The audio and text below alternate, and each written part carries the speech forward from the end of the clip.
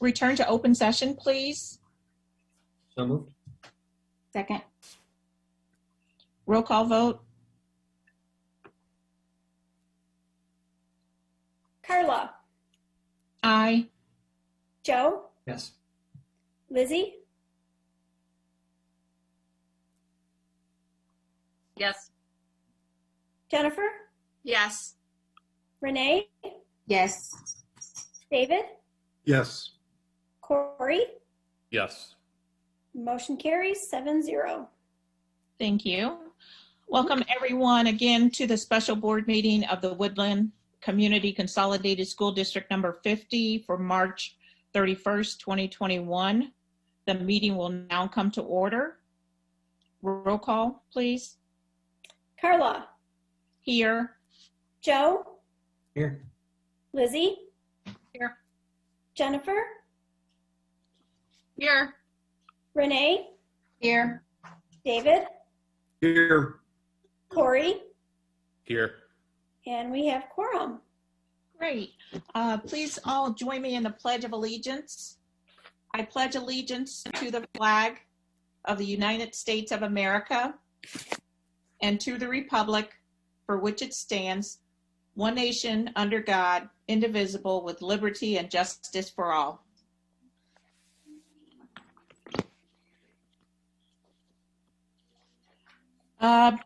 You have the agenda in front of you. We did add something under board operations as we got an email later on in the day. So the agenda that you received on Monday has been updated. Can I get a motion to approve the agenda as updated? So moved. So moved. Second. Discussion? Roll call vote. Joe, Yes. Lizzie, Yes. Jennifer, Yes. Renee, Yes. David, Yes. Corey, Yes. Carla. Aye. Motion carries 7-0. Okay, so first up under reports, we'll have a presentation by Dr. Casey of the updated hybrid learning plan. So Dr. Casey will go through the presentation and then we'll open it up for public comments. Following that, we will take action on this item. Dr. Casey, I'll turn it over to you, please. Thank you, Dr. Riddle. I'm super excited to present this tonight because when I think about where we were a year ago tonight and where we are now, you know, I feel like we've come through the really hard stuff and we're back on a really good track. So anytime I can present about bringing more students back safely, I'm excited to do that. So tonight I'm going to share with you some information regarding the new state guidance, what we're able to do. So on March 9th, as you know, there was some new guidance given to all Illinois schools from the Illinois Department of Public Health and the Illinois State Board of Education.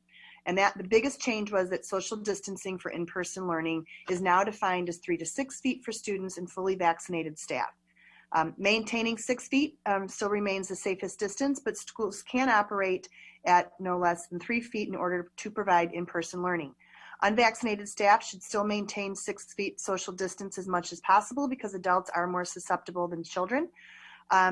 And strict adherence to social distancing must be maintained when face masks are removed in limited situations and monitored by school staff.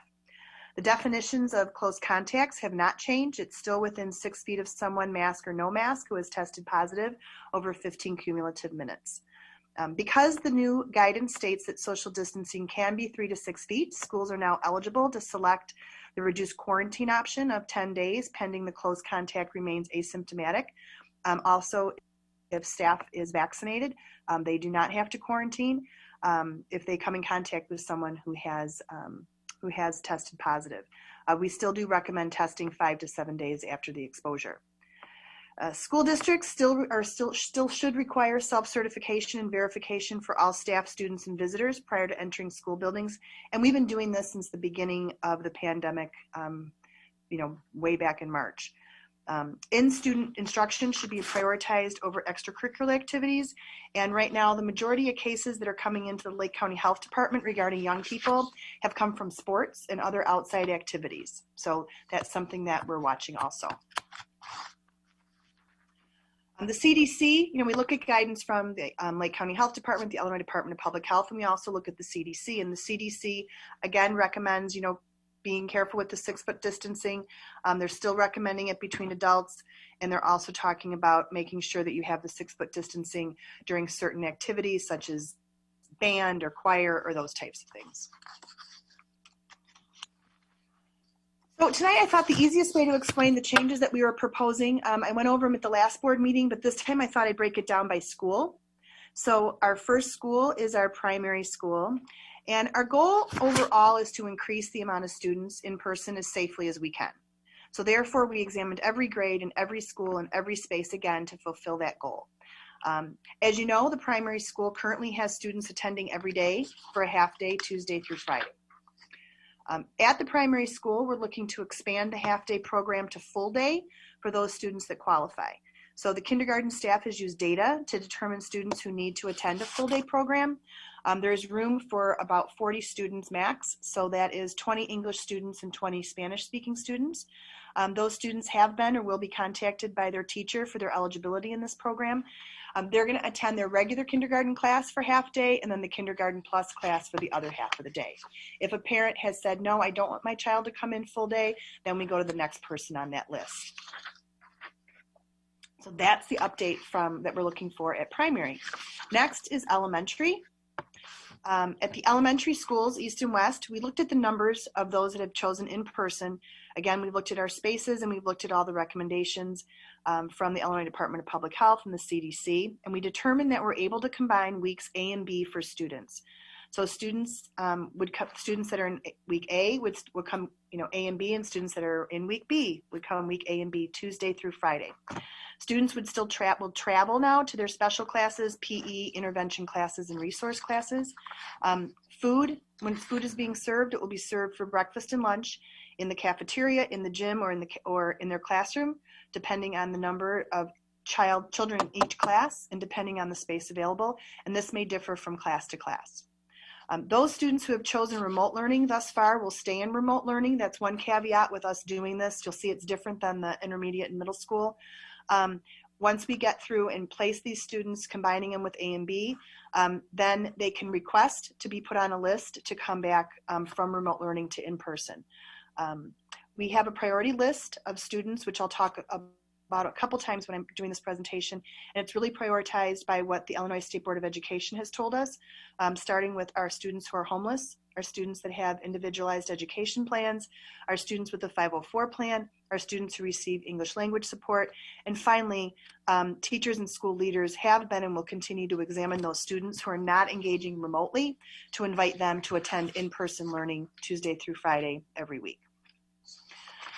The intermediate, and Roar Mondays will continue, and I'll talk a little bit about why later on. On to the intermediate school. For those already in person, third grade students will be combining weeks A and B for their in-person learning. So at the intermediate school, they'll be coming weeks A and B. Students will be traveling to special area classes, interventions, advanced classes, challenge classes, and PE.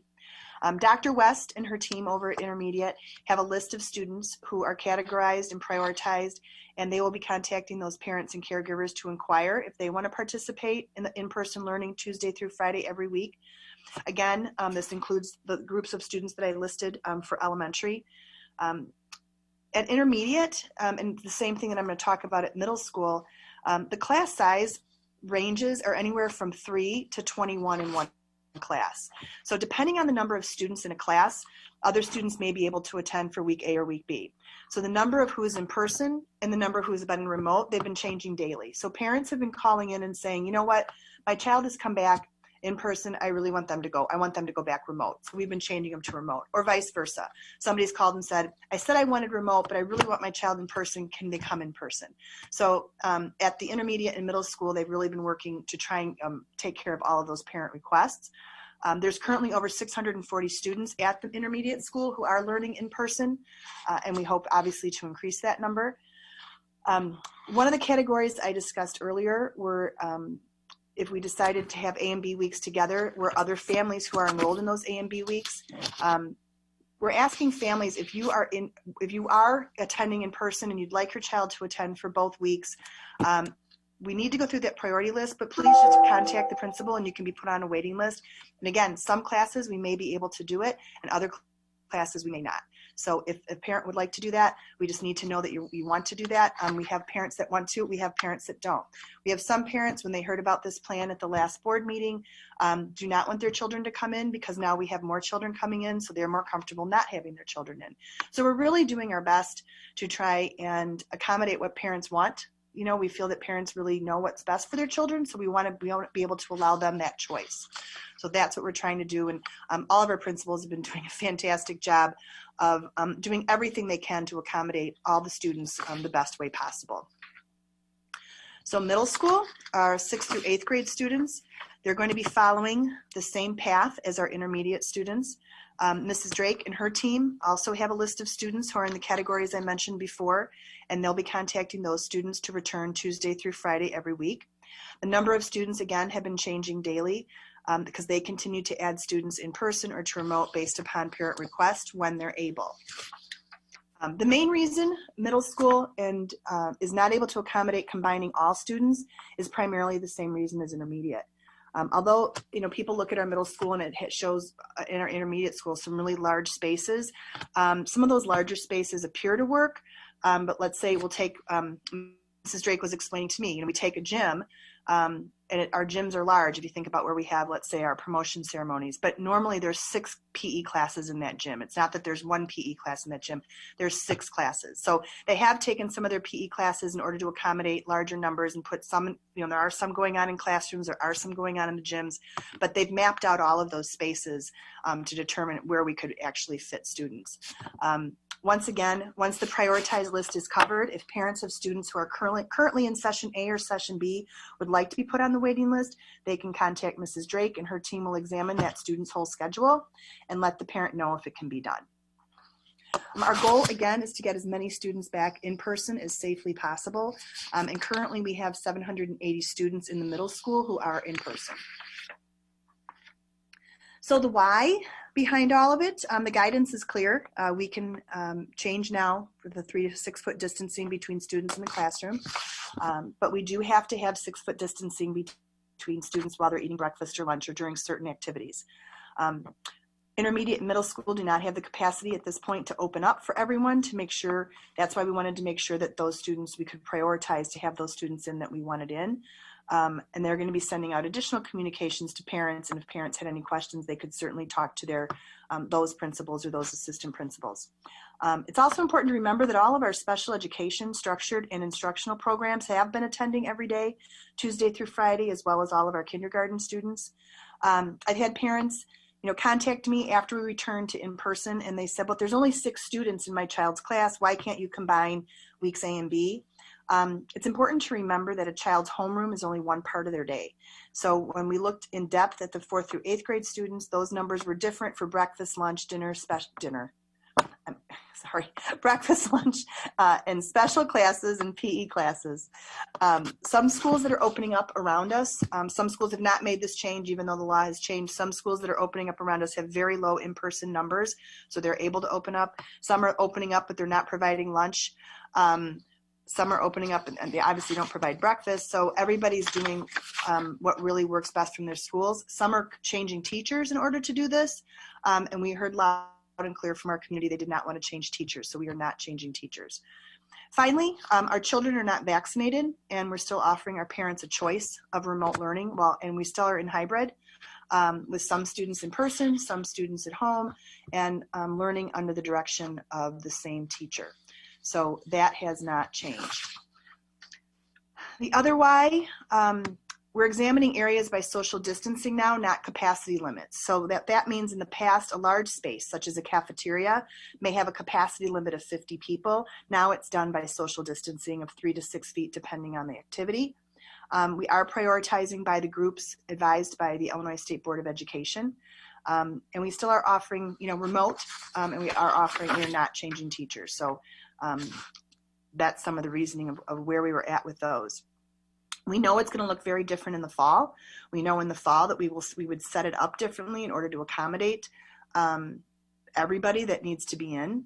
But at this point, we're not able to do that. Some important dates coming up. April 12th, which is a Monday, we're looking to do our final remote learning planning day. We're given 5 remote learning planning days this year, and to do this transition, we'd like to use that day as a remote learning planning day. 1st through 8th grade learning spaces have to be revamped to include extra desk, retaping spaces in the rooms, moving items out of storage, etc. Redoing, we're constantly redoing. We're doing bus routes. We're doing where kids are eating. So a lot of that needs to happen. We want to give people a day to really work on those physical things outside of all the other time it's going to take them. Our kindergarten and our 4th and 8th grade will also be planning for those last weeks of hybrid learning, as well as preparing for the additional students that they'll be having in their classrooms. In all grades in space, if the teachers will, again, we're going to be working with our, making sure we've got some students that are not engaging and they're still at home, and we really want those students in school. So I know we've been reaching out, and they'll continue to reach out to get those students in person both weeks. The next few slides are just the calendars. These are the example, this is an example of the April calendar, and these will be on our website tomorrow for parents if this is approved. So April, May, and June. You'll notice the change on April 12th and on April 13th. That's when our K+ program would begin, and that's when our A and B combined program would begin. The other reason we waited until April 13th, as we talked about at the March board meeting, was also to give the 2 weeks following spring break to see if there's an uptick in cases and to see where we're at with that. The next one is the May calendar. And then finally, the June calendar. The June calendar, June 4th, will be an in-person learning day following the SIP schedule, and then June 7th, the last day will be remote for all students. So we will be sending, obviously, out more communication about that, but we wanted parents to have those calendars. We did send out right before spring break, after the last board meeting, notification to parents to let them know and to see what questions they may have, and I just want to we provided some frequently asked questions on our website based upon questions we received from parents and staff on the communication that was sent out. And I wanted to just share some of these highlights of the questions. And I want to thank those parents and those staff members who filled out that form and asked us those questions. Why are we keeping Roar Mondays? That's a question that I've gotten a couple times. There's 3 main reasons. Number 1, it's an additional day of cleaning, which is very important. We have been, everybody's taking this very, very seriously, and we're taking our cleaning very seriously and our disinfecting very seriously. That gives us another day to do that. It allows all students to be on the same platform one day together. So it is nice to have everybody in one learning mode one day together. And finally, and Dr. Thomas has been sharing information with the board about this and can always share more. We're going to be using those Mondays to bring in students who have chosen remote to do some of the required state assessments. So there's a lot of required state assessments that we need to do, and we have children that are remote. Well, we don't want to bring those children in when we have our other children in, because then we would be way beyond capacity. So we're going to be using some of those Mondays. If parents choose to have their children come in, we'll transport them, or they could drive them to come in to do some of the assessments. We heard from our parents early on when we did some focus groups that they were concerned about, well, how will I know how my child is doing academically, and this, some of the state assessments will give us some of that information. We have hundreds of students that we would need to be bringing in on those Mondays, so having those Mondays will allow us to do that. I've gotten questions from staff. What about Woodland staff children? Can they come for A and B weeks? Woodland, and obviously for our 1st through 3rd grade, if they're already in person, yes, they can. For Woodland staff who have students in 4th through 8th grade, and they're currently enrolled in in-person learning, they may request to have their children attend A and B week, Tuesday through Friday, and they'll be placed on the waiting list. If space is available, and once all the priority students have been examined, they would be considered also. Again, parents want to know if their child could be considered for the in-person learning in grades 4 through 8. Please contact your principal, email your principal if that's something that you might be interested in. We are asking parents, it's difficult when honestly, when families come in and come out. So we are asking if you're going to make a commitment, try and make a commitment we need you to make a commitment for the rest of the year. So we don't want you to come in and just try it. We really need people to commit for the rest of the year for a number of safety reasons, everything from contact tracing to things on the buses to everything that we have to do to make sure everybody's safe and to make sure all of our mitigation strategies are working. There are spaces in some classes, and there are not spaces in other classes. And that's really what it boils down to at some of our older grade levels. So please, if you would like to be considered for that and you're not contacted because you're not on one of those priority lists, don't hesitate to, we don't want parents to hesitate to reach out to their principals. I had the question, when will teachers be required to come back in the classrooms? All staff have had the opportunity to have both doses of the vaccine if they wish. All staff is working back in the district. Unless they have a note from their doctor, and they're working with our Human Resources Department as to what modifications they may need. But everybody is required to be back in person because they've had the opportunity to have their vaccine. Again, we have currently over 640 students attending in person at our elementary school, at our intermediate schools, 780 at our middle schools, and over 300 at our primary school. Our next steps. There's a lot of work that goes behind combining those weeks A and B. It's a lot of the physical work of getting the desks and getting things set up. I can see Jen nodding her head. She's familiar with it. It's a lot of work. So because we have a lot of students that we're looking to do this with, we need to get working on that. Tomorrow, this PowerPoint will be on the website, and the video will be on the website for any stakeholder who didn't get to watch it tonight. And they can watch it tomorrow, and they can certainly ask questions. If approved, April 12th would be a remote learning planning day, and information will be shared. Again, we share this information with our community, and there's no student attendance on that day. If approved, beginning April 13th, grades 1 through 3 would begin the A and B week combination, and we'd also be beginning the Kindergarten Plus on that day. And if approved, 4th through 8th, we'll begin to contact those parents of those students prioritized by the Illinois State Board of Education to attend both A and B weeks. And this may include a switch from remote to in-person. If it's somebody that the team and the teachers and the school leaders really feel they want to be in person because their learning is being compromised. Since March 12th, we know this has been a real roller coaster of uncertainty and anxiety. And I want to thank the board for your guidance during this time. I want to thank our staff. I can't say enough about our staff during this. And I want to thank our parents. They have, when you're rolling with us on this, I hope they know that we want to do what's best for our students, and we want to keep them safe, and we want to continue their learning, and we will.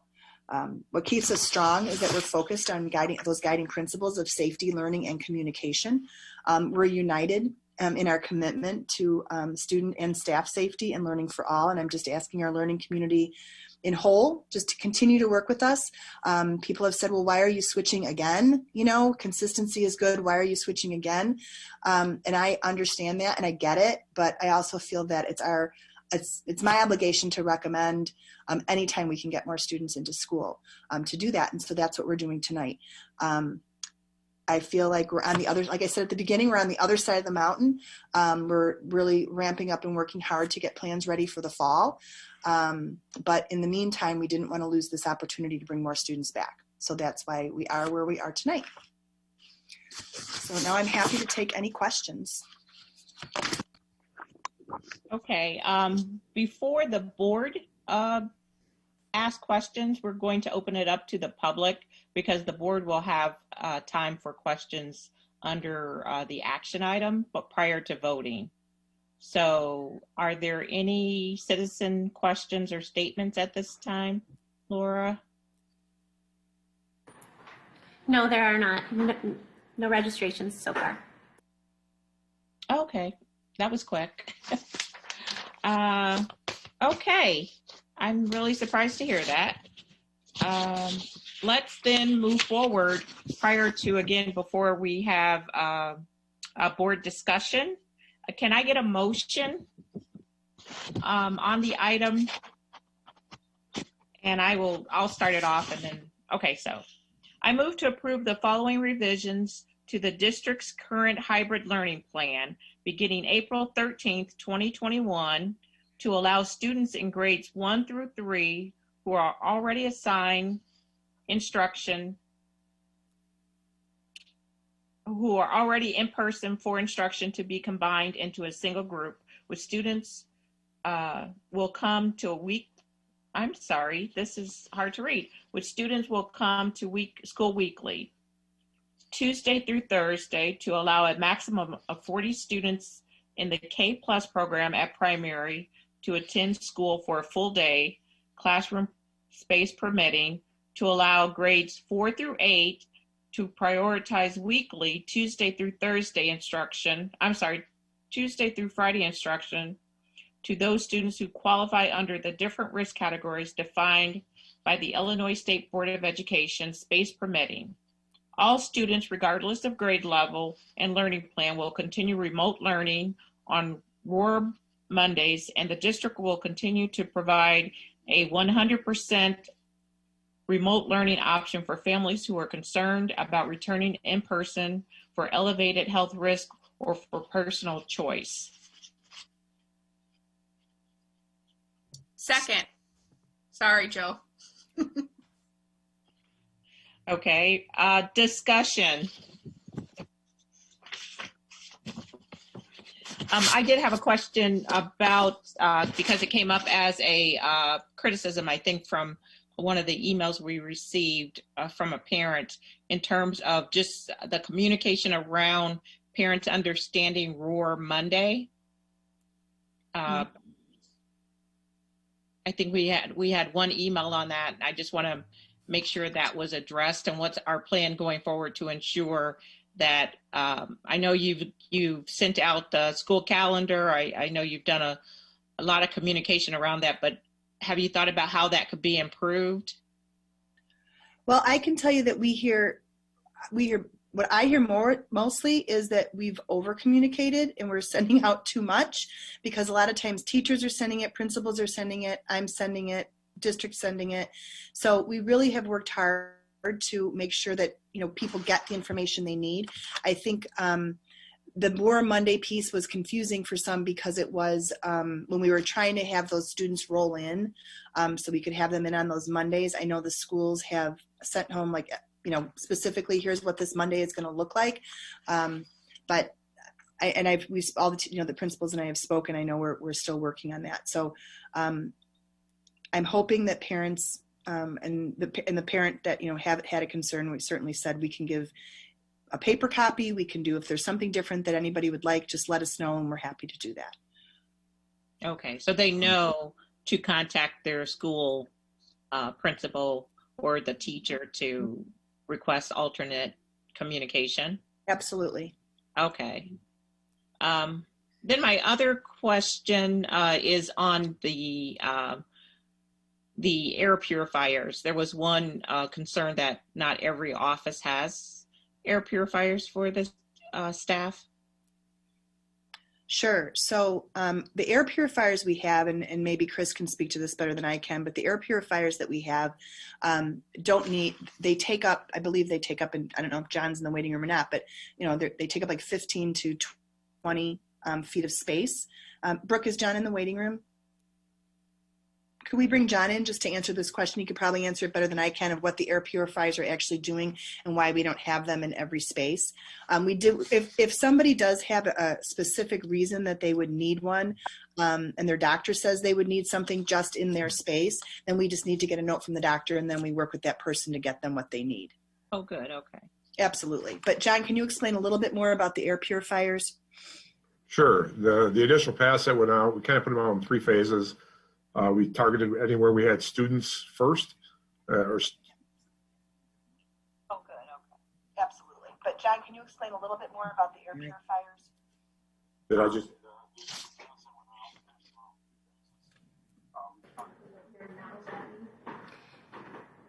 John, if you go ahead and mute the live feed. I thought I did. I turned it off. We can hear you now if you want to continue.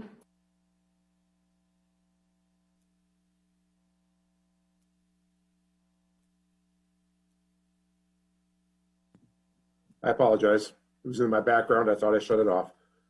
Like I said, it went out in 3 phases.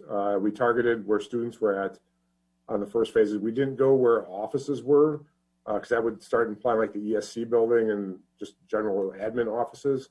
We didn't feel that was a high risk location. We are looking at adding some to smaller locations where distancing may become more of a challenge with those particular services that we may be providing. We just did purchase a few more. I worked with Chris on getting a few more units that we're trying to add to other locations, and we're working through that definition, if you will, on what spaces we're going to try to get those into next. John, how big is the space that they service basically? Because I know we have a few in the ESC. We don't have them everywhere, but we have them spaced out. Yeah, they're targeted for a 1,500 square foot classroom. That's their size. We did talk to the manufacturer about getting larger units for like gyms or cafeteria spaces versus using more units or looking at smaller units for small spaces. And their recommendation was just to use more units or run this unit on a lower rate if you're putting it into a smaller space. So we were working part of that process through the manufacturer the last few weeks on trying to accommodate some of these different spaces. We've gotten their recommendation, and we are working on that next level of deployment with these last units that we have just received. Thank you. Other questions, board members? I just wanted to bring up that oh, sorry, Elizabeth, go ahead. Mine was partially in response to one of the communications we got from an elementary staff member regarding specials and the students traveling from specials to specials, bringing their things, and instead of the teachers of the specials coming to the students, which in their explanation did seem had some better safety measures, but I just wondered the rationale for not doing that as opposed to the students doing the traveling. Sure. And I spoke to Mr. Wahlberg about that specific question. The pros with having them travel are that the special area teachers will have better access to their curricular materials. It's a spacing issue in our gyms. So they have more spacing areas in the gyms. The curriculum will be better aligned to standards because they'll be able to have adequate spacing and items. Classroom teachers have unlimited access to planning needs in their own classroom. So when, if you have an art teacher in your classroom, you obviously can't be working in your classroom. It's more instructional time, especially our teachers don't have to reset up technology in every class. Currently, one of our elevators is broken at elementary, and so the staff have to walk from one end of the building to the other, and that was taking some time. The cons are it is more cleaning in each special area classroom by teachers between classes. There's possible cross-contamination to students during those times. We would be purchasing additional, tech setups and air purifiers, and you can only use one gym for breakfast and lunch setup when that happens. So I know that Mr. Wahlberg and the other principals have looked at it and worked with, their special area staffs. We have had to relocate some of our special area staffs for isolation rooms and health rooms because we wanted those closer to the health offices. So some of those rooms had to be relocated, which we hate to do to any teacher, but we had to for safety reasons. So if that doesn't answer your question, I could certainly, Mr. Wahlberg is available if we had additional questions about that. But I know they looked at, in order to make the A and B schedule work and to make the other ones work, they looked at all the possibilities. No, that sounds good. And it sounds like you definitely put thought and effort into, deciding in your decision with your pros and cons. So thanks. Yeah, it sounds like you guys have determined that the pros outweigh the cons on it. So we appreciate the work on that. Joe, I think you had questions. I just wanted to point out a couple of questions ago that I like Roar Mondays. I think it's a really good idea from a teaching perspective. It's very difficult to have students in 2 places at once. So having a day a week when it would be optimal if all the students were in the classroom, but that's not going to happen while kids have the remote option. So having the opportunity to check in with everyone at once in one space I think is educationally a really good thing. I know that it might be something that is an inconvenience, but it's also educationally very beneficial and should really help our teachers. So I wanted to make that point that I'm in favor of that. We've had the presentation now from Lori twice, and we've had the presentation to look at for a while. So I don't have any specific questions because I had plenty of time to look it over and figure it out. I just want to point out that this is I really appreciate not just the work that you've done, Dr. Casey, and your team, but also having all of this, having all these changes, all of these things we're trying to do. I know it's a lot for families to manage, a lot for teachers to manage, and it's required tremendous flexibility. So I don't think we can really. I can't imagine a more difficult logistical problem to solve than this, and I just appreciate how hard it is and how difficult and how much work you've put into getting kids in the building and getting them working with their teachers. I think it's been exceptional. I just wanted to say I definitely second Joe's comment about the Roar Mondays. It really is a great opportunity to build community because it is very difficult. In my profession, obviously, I see this, but very difficult to build community when kids are in different places. They can't see each other. They, can kind of hear each other.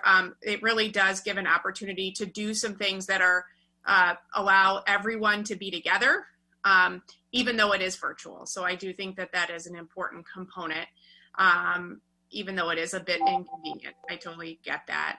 And also want to second the work that it takes to basically keep rebuilding the plane and keep shifting and keep moving and the addition of furniture, and now you've got a new student and now 3 more kids are coming, and it is a constant evolution.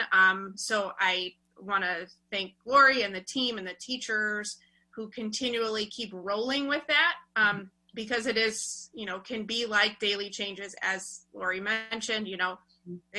Principals get calls every day.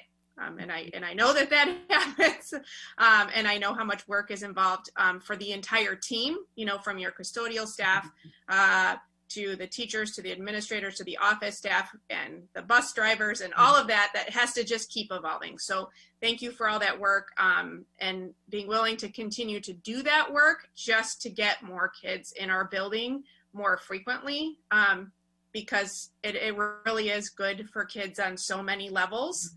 To be there, and it does make a difference for the kids who really need that. So thank you for everybody who keeps making those shifts every day to be able to do that. And speaking for the team and speaking for the teachers, it's hard. I mean, what they're doing is hard work. Hybrid teaching is hard. I haven't done it. I admire, and like everything you said, I 100% agree. Today, Dr. Maychek and I were in my office, and all of a sudden he stopped talking and he was looking out the window, and there were kids playing on the playground. And it was magical. I mean, we were so excited to see kids outside and to see kids having fun again. And it was just something we've been waiting for a year. Teachers are posting, covering kids' faces, of course, but posting pictures of how excited they are to have kids back in their classroom. And it's really it's what we've been working for this whole time. So I echo everything that you said, and I just, it's exhausting for our staff, and I know it is, and I can't tell you how much I appreciate what they're doing. And they could have pushed back and said, no, just, leave it the way it is, and they didn't, because they want kids back as much as we do. So they've been amazing. Yeah, great. Go ahead, Corey. Yeah, going off again what Joe said, the Roar Monday, again, from being in the hybrid format for the past how many months, I cannot tell you how amazing having that one e-learning day is going to be. And I think the majority of the year since we were remote and all the students were in one platform together, it continues that. So they're all going to be in the same, home e-learning platform. Another thing I'm really amazing plan again across the board. I love that we looked at each building individually. We looked at the needs of the building. We looked at the numbers of each building. A district this size, we could have just done a one size fit all plan where we're going to do the A/B. But we looked at the numbers and you looked at it and you made it work for each building. And I think that's a phenomenal, that's extra work for your team, for the transportation, but I think it's going to be worth it in the long run. So huge, huge thank you on that one. Lizzie, go ahead. I wanted to make sure in all our recognitions of administration and staff, as wonderful as it has been, that we don't forget to recognize the parents who have been bearing the brunt of this whole pandemic and the flexibility that they've had to use, sacrifice, work from home, not work, daycare, all the issues. A lot of the credit has to also go to them and the success that their children are going to have. Okay, any further discussion or questions? I just have one more thing. Next time we have a board meeting, or maybe in the future, I know that the subject of learning loss and academic recovery is going to come up. It's really important. We're looking at academic loss, but also potentially social emotional needs that our students have. I'm not asking about that right now because we're on this stage. I'm not looking for like a quick answer. But one thing I do want to point out is I really hope that, considering how hard families or teachers or administrators, like everyone involved with Woodland has worked to make this happen, that by the end of the year, I know this might sound corny, but I hope that kids say, I really like school. I really like this. I like my teacher. I like school. I like being here. That will have made this worth it, right? That will have made what we were trying to do, worth it.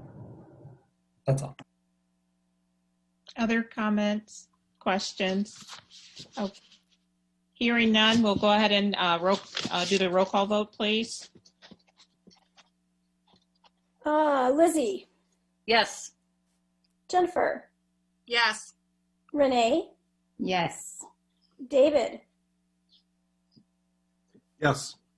Corey, Yes. Carla, Aye. Joe. Yes. Motion carries 7-0. Thank you. Any parting questions, Lori, or comments for the board on next steps? Anything you need from us? Nope, we have to get to work.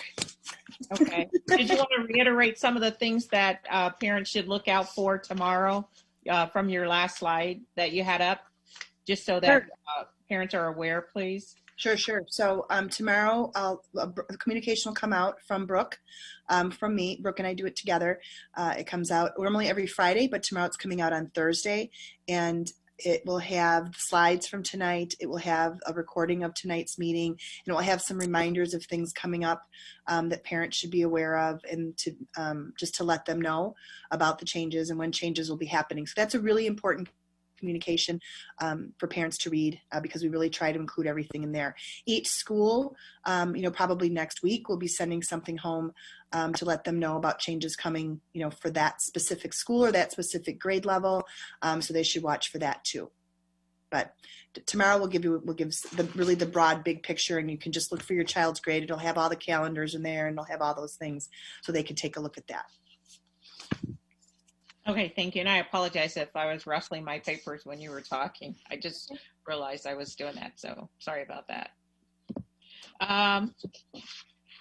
We'll go ahead and move forward with under board improvements and operations. We had an email from Representative Joyce Mason's office, and they were asking if we would be interested in participating, maybe providing a statement regarding the House Redistricting Committee. And so I just wanted to bring that to the board for discussion. And I think my first question, because I know we can't get to what the board would say tonight, that would be a longer discussion, but are there any objections to the board participating in this hearing, possibly providing witness to how redistricting would affect the Woodland community? Well, can I ask a question? Will we get information about what that redistricting looks like? That's why I'm unclear about. I don't know any of that information. So certainly, would want to provide whatever we need to, if position wise in terms of the redistricting. I just don't know what specifically what boundary redistricting pieces we're looking at. Yes. Is there more information to come? There could be more information to come. There is some information out there, and we can pull it together and send it in the board packet or the weekly update.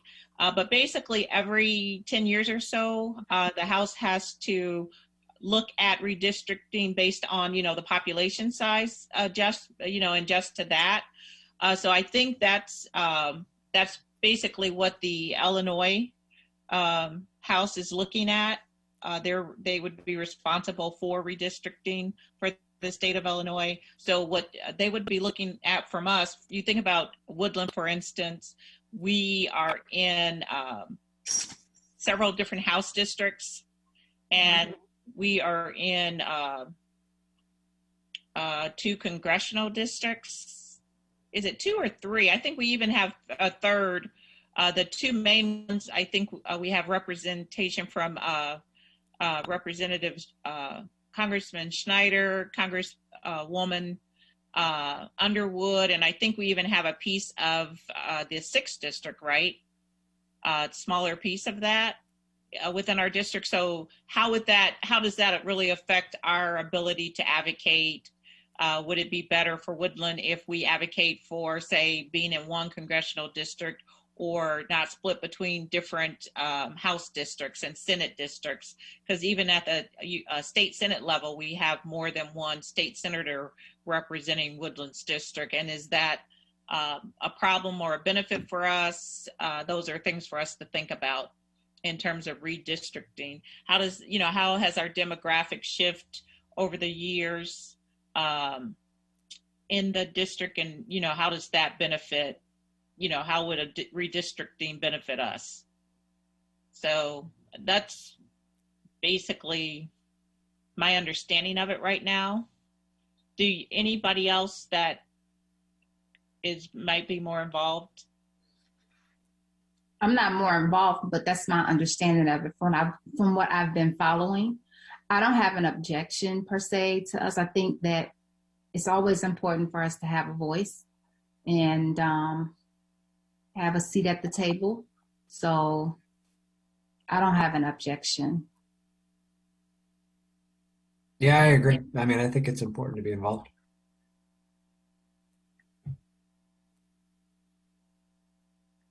I concur.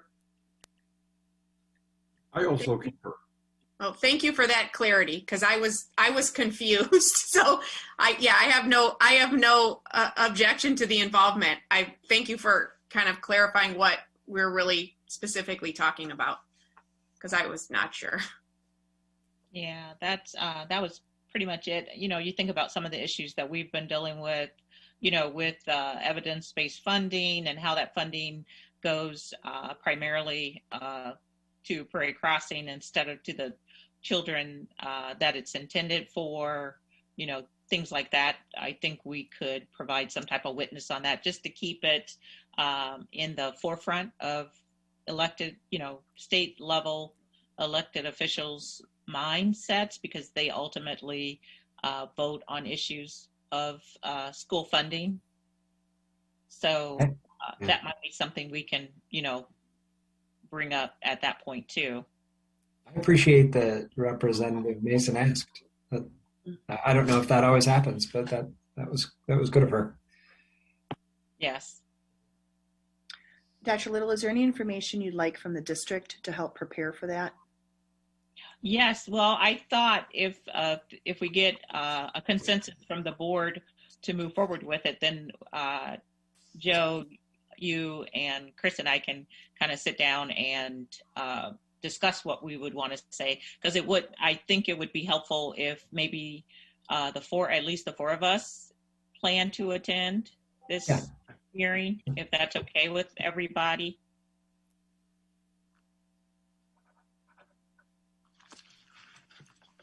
I know, I was thinking, that's what I was thinking. Is there any objections to that? I'm fine with that. Okay. So if you want, we could have Laura contact you tomorrow and we could come up with, it's coming up quickly. So we just need to come up with a time just to talk about what we need. Okay.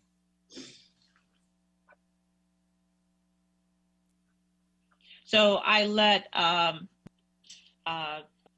Joyce Mason's office know that we would get back to them in the morning with whether or not we'll participate. So I can follow up then with her, and then we can set aside some time to meet. Okay. Okay.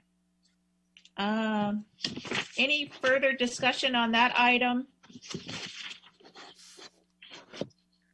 If not, then is there a need to go back into closed session? Hearing none. May I have a motion to adjourn? So moved. Second. Roll call vote.